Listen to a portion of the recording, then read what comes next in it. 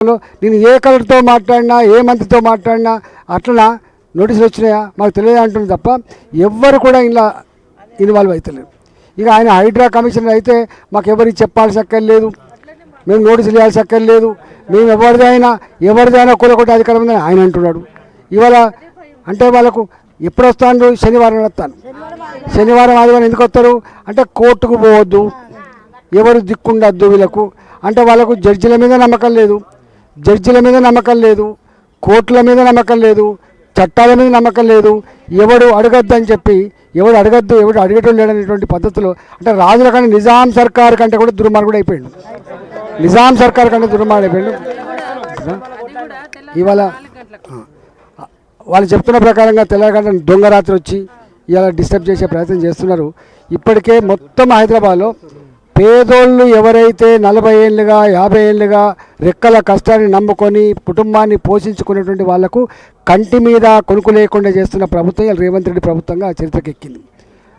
ఆనాడేమో ఎన్నెన్నో చెప్పిండు, మా ఆడబిడ్డలారా మీకు నెలకు 2,500 రూపాయలు ఇస్తా అని చెప్పిండు, మీకు ఇంటి జాగాలు ఇస్తామని చెప్పిండు, సొంత ఇండ్లు కట్టిస్తా అని చెప్పిండు, చదువుకునేటువంటి ఆడపిల్లలు స్కూటీ కొనిస్తా అని చెప్పిండు, కూలి చేసుకునే వాళ్ళు నెలకు 1000 రూపాయల వృత్తి ఇస్తా అని చెప్పిండు, పిల్లలకు నౌకలు ఇస్తా అని చెప్పిండు. ఈ మాటలు మాత్రం ఆనాడు ఆయన మాట్లాడిన మాటలు మళ్ళొకసారి మీరు సెల్ ఫోన్లలో చూడండి.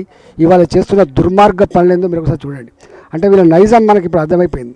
వీళ్ళు మేకవన్యపురులు. ఆనాడు మన ముందుకు వచ్చినప్పుడు దండం పెట్టుకుంటా మొసలి కన్నీళ్ళు కాల్చుకుంటా పేదల కోసమే మేము వస్తున్నాం, కాంగ్రెస్ పార్టీ అంటే పేదల కోసం ఉందని చెప్పిండు.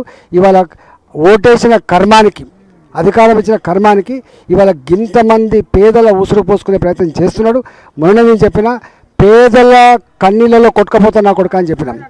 నీకు 50 ఏళ్ళ కోసం ఏళ్ళ కొడుక, నీ గవర్నమెంట్ 50 ఏళ్ళ కోసం రాలే, 40 ఏళ్ళ కోసం రాలే, నీకు ఇస్తే 2025 వరకు ఉన్నది.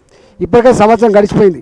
సంవత్సర కాలంలో ఇచ్చిన మాట ఒక్కడి కూడా నిలుపుకోకుండా, ఇచ్చిన మాట ఒక్కటి కూడా అమలు చేయకుండా ఉల్టాను పేదల బతుకులలో మట్టి కొడుతున్నాడు. ఇలా వాళ్ళ కళ్ళల్లో నీళ్ళు చూసే ప్రయత్నం చేస్తున్నావు. కాబట్టి డెఫినెట్గా నేను ఉన్నంత వరకు మీకోసం కొట్లాడతా. అవసరమైతే మొత్తం భారతీయ జనతా పార్టీ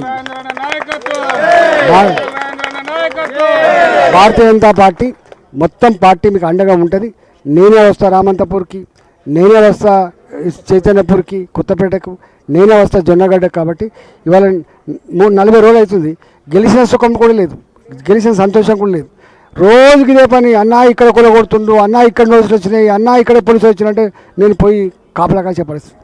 నేను ఎదుకు తిరుగుతున్నా, వాడు ఎదుకు. మొన్నైతే నల్ల చెరువు అయితే పాపం ఆమె ఏమడిగింది, నల్ల చెరువులో అయ్యా మాది భూమి కాదు, మేము లీజ్ తీసుకున్నాం, పట్టా భూమి అని చెప్తే లీజ్ తీసుకున్నాం, 45-50 లక్షల రూపాయలు పెట్టి మేము అన్నీ ఒక 20 ఏళ్ళు భార్యాభర్తలు పిల్లలమంతా అక్కడ కష్టపడితే ఇది షెడ్ వేసుకున్నాం. మేము క్యాటరింగ్ చేసుకొని బతికేటోళ్ళం.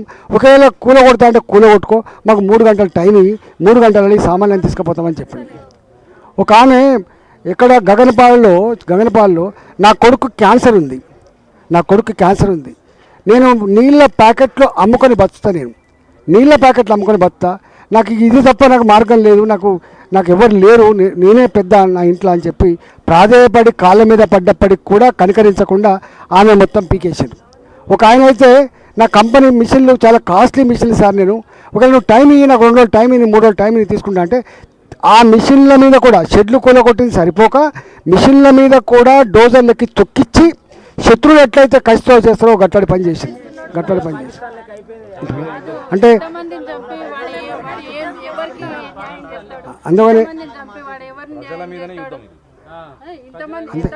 అంటే ఇవాళ రేవంత్ రెడ్డికి ఓట్లేసి అధికారం కట్టబెట్టింది పేదల ఇల్లు కూల్చడానికి కాదు, పేదల కళ్ళలో మట్టి కొట్టడానికి కాదు, పేదల బతుకులు ఛిద్రం చేయడానికి కాదు, దౌర్జన్యం చేయడానికి కాదు. ఇవన్నీ దమ్ముంటే అనేక ఉన్నాయి, అవన్నీ చేసి పెట్టు. ఇలా మీకు తెలుసా అమ్మ, దవాఖానాల్లో పనిచేసేటువంటి చిన్న స్టాఫ్ ఉంటే చూసినా, చిన్న ఉద్యోగులు స్వీపర్లు కావచ్చు, 6 నెలలు అయితే జీతాలు రాక, 6 నెలలు గవాళ్ళకు జీతాలు ఇచ్చే దమ్ము లేదు నీకు. నువ్వు జీతాలు లేవు. ఊర్లలో సర్పంచులుగా, ఊర్లలో వార్డు మెంబర్లుగా, ఊర్లలో ఎంపీటీసీలుగా ప్రభుత్వాన్ని నమ్మి పెట్టుబడి పెట్టి పనులు చేస్తే వాళ్ళకు 3 ఏళ్ళు అవుతుంది పైసలు దాకా. 60 మంది సర్పంచులు ఆత్మహత్య చేసుకున్నారు. నేను ఈ మధ్య కాలంలో మళ్ళీ 5 మంది సర్పంచులు ఆత్మహత్య చేసుకున్నారు. అంతకుముందు ఇదే రేవంత్ రెడ్డిపై సర్పంచులారా మీరు తిరగబడండి, మీరు రోడ్ల మీదకి రండి అని చెప్పిండు. అదే రేవంత్ రెడ్డి ఇవాళ కూడా 3 సంవత్సరాలతో బిల్లు ఇవ్వలేదు.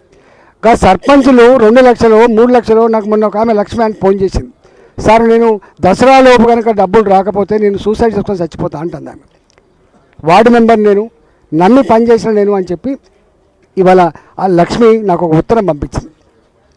గిట్లా పైసలు దాదాపు వేల కోట్ల రూపాయలు పనిచేసిన వాళ్ళకు ఇవ్వడానికి పైసలు లేవు నీ దగ్గర, జీతాలు ఇవ్వడానికి పైసలు లేవు నీ దగ్గర, ఇక లంచం ఇస్తే తప్ప బిలియన్ పరిస్థితిలో ఉండి ఇంకా మూసినదిపేట 1,00,000 కోట్ల రూపాయలు పెట్టి కడతా అంటే ఇక నువ్వు బట్టలు లేవు మనకు కానీ బంగారం కొనిస్తా అని చెప్తున్నా అంటే ఇక అర్థం చేసుకోవాలి.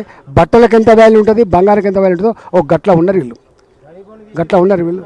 అందుకనే ఈ ప్రభుత్వం రేవంత్ రెడ్డి ప్రభుత్వం మన ఉసురు పోసుకోవడానికే వచ్చినట్టుగా కనబడుతుంది ఇవాళ.